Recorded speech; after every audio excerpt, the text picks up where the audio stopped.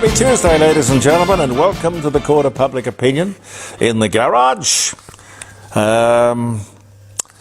Somebody sent me something which was interesting. I don't have it in front of me, but it was a great line. You're listening to the program that says the things that you'd like to say, and if you did, you'd probably be sacked. I hope that's not true. No, Woke has not yet reached the garage, has it, Pete? Sorry? Woke has not yet reached the garage. No, we'll keep the woke out of here, I tell you. We'll get to the business of the day in a second, but I can tell you it's March 7. Happy birthday or happy wedding anniversary. It was this day in 1930 that Anthony Armstrong Jones, Lord Snowdon, as he was, British photographer and husband of Princess Margaret, was born in London. He died in 2017, but born 1930. Princess Margaret, she was a rebel. She had, I remember doing a very long interview with Andy Williams, and I'd heard this little rumour that he, at the time, was having an affair with Princess Margaret. And I'd rolled the tape, and I said, "How well do you know Princess Margaret?" And he said, would you stop the tape? Oh, dear. So I stopped the tape, and he said, "Look, please don't go there. I mean, don't go. You can ask me anything you like, but my relationship with Princess Margaret is beyond the media. I don't talk about it." So they were obviously very, very close, and it was a meaningful relationship. If I'd had less integrity, I'd have rolled not closed. Stop the tape. No, that would have been wrong. No. Aristotle, 322 BC. Aristotle, Greek philosopher, known as the father of logic, biology, and zoology. He dies at the age of 61. Interesting that such notes are kept. 322 BC. Aristotle. Arthur Conan Doyle publishes The Return of Sherlock Holmes. This was after the public pressure in London to reverse his decision to kill him off. Sherlock Holmes, I mean. He just had to bring Sherlock back. Sherlock Holmes. 1905, that was. There is a genre that stood the test of time. Golly. Oprah Winfrey interviews Harry and Meghan, Duke and Duchess of Sussex, broadcast on CBS. Alleges Meghan was made suicidal and subject to racial torment by the palace. See, I don't believe that. Hey, did you see the thing that South Park did on Harry and Meghan? Did you see it, Pete? Yes, very funny. Oh, cutting. Absolutely true. What did they do? The privacy tour of the world with the brass band? Oh dear. You can do a lot with humour, you know. Satire, I mean. Anyway, that was 2021. Adolf Hitler breaks the Treaty of Versailles by sending troops into the Rhineland. That was in 1936. Would you believe a word that man said? Cameron Dado. Well, there was a time, you know, when the media was filled with more dados than you could imagine. There was a dado everywhere, on every channel. Anyway, 1965, Cameron Dado, Australian actor, born in Melbourne, 1965. Roald Amundsen announces his discovery of the South Pole, located on the 14th of December 1911, but the announcement was made on this day in 1912. Raoul Amundsen. Stanley Kubrick, film director, an American, A Space Odyssey, Clockwork Orange, dies at the age of 70. That was in 1928. He was born. I must admit I don't think I ever saw Clockwork Orange. It was just, to me, too violent. I wouldn't have enjoyed that. But A Space Odyssey I didn't understand. I suppose it was very clever for the time. King Henry VIII divorces, well, he asked for a divorce from the Pope and the Pope said no. That was 1530. But he got around that. But we won't go into it here.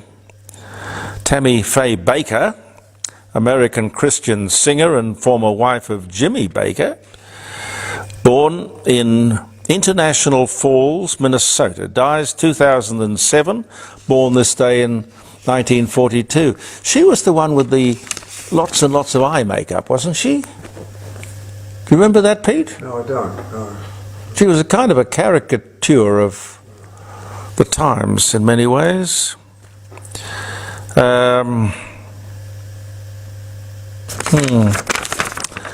What else happened? Charlie Sheen is fired from CBS. Oh, Charlie was fired from everywhere. That was in 2011. Rex Hunt, the Australian TV and radio personality. He was born in Melbourne, 1949. Alice B. Toklas, American Parisian avant-garde companion of Gertrude Stein.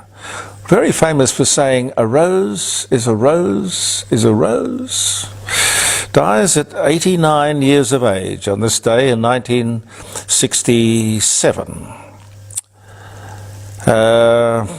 Anyway, if you remember the day, as I'm sure you will for 1,000 different reasons, hope it's going to be a good one. It's a lovely time of the year. We should enjoy it, do the best we can to enjoy it. There's some bickering over who should build the next generation of Australian submarines. The libs are saying that the Americans have the headroom to build our subs, that is the capacity, and that the Brits are not up to it.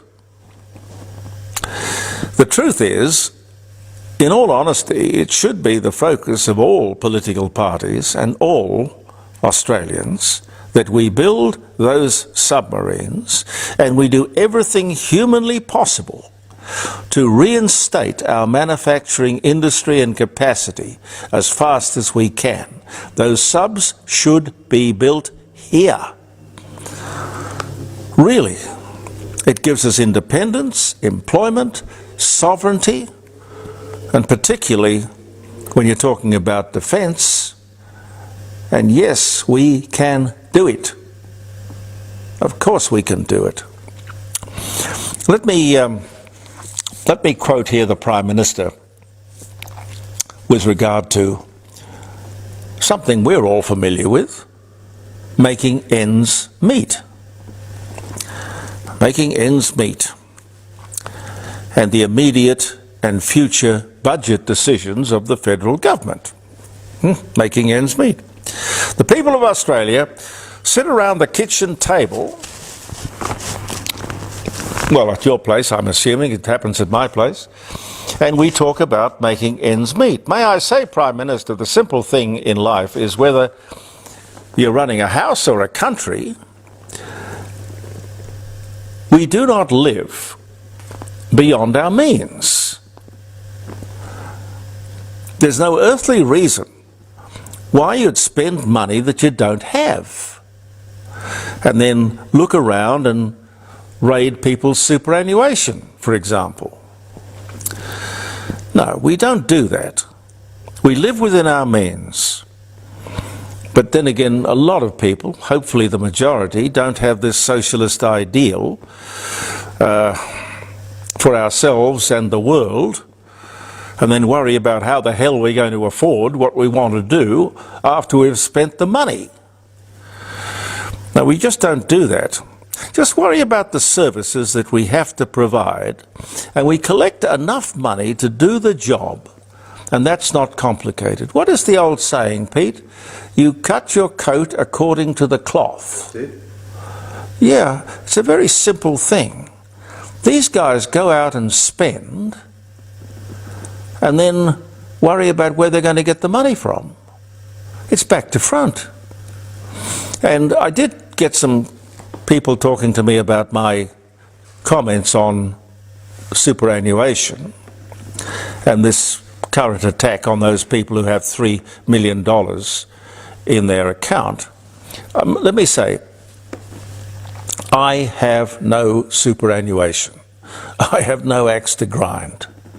I just want these people to be honest, keep their promises, and understand that a young man starting out at the age of maybe 24, or a young woman starting out at the same age, putting money into super, because this new law, if it comes in, if it passes, talks about $3 million in today's money, that guy or that girl at 24, with inflation and this decision not being indexed, will find these people after 40 years of hard work in the same boat as multi-millionaires.